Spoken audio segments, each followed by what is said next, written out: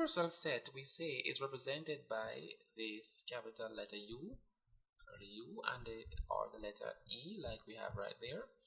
And the universal set is that set that contains all possible elements being considered. Suppose you're told that the universal set is the set of real numbers, then we know that the universal set in this case it will include all numbers in the number system.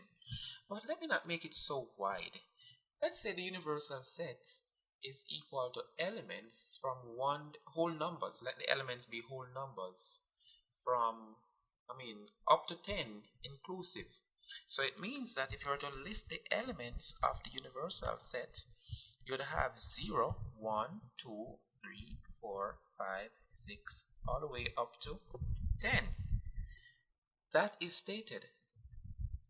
But a case whereby, let's say, I tell you from that same scenario that set A is equal to even numbers, we know all the even numbers that we would have taken out of the universal set.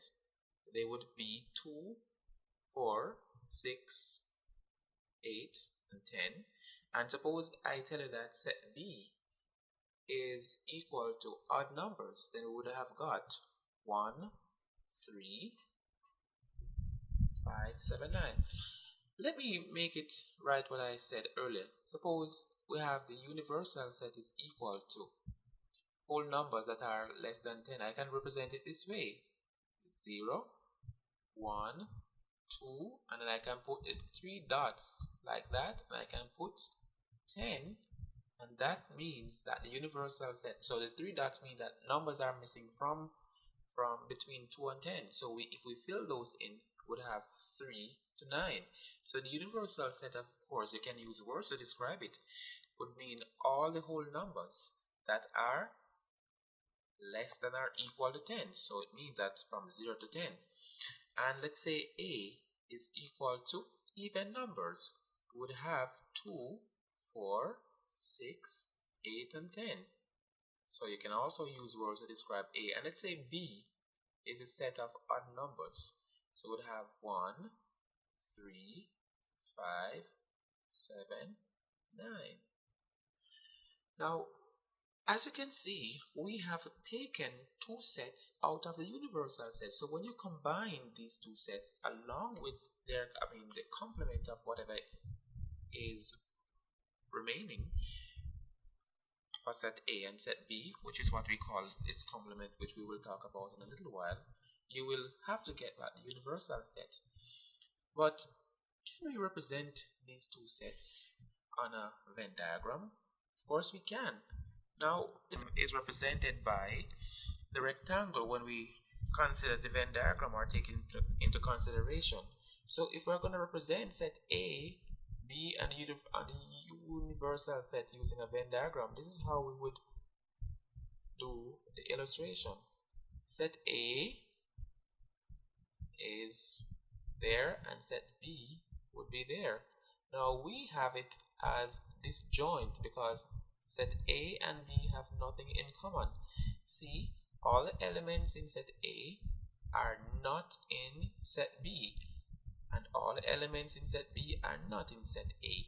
So what we do, whatever we have remaining would go in the Venn diagram because the Venn diagram represents our universal set. So for set A, what we would have are 2, 4, 6, 8, and 10, and set B would have 1, 3, 5, 7, and 9. And did we leave out any number? Let us see if any number is left out. We can count. See, 1, 2, 3, 4, 5, 6, 7, 8, 9, 10, and the number 0. So all the numbers are taken into consideration and they are represented properly in the universal set.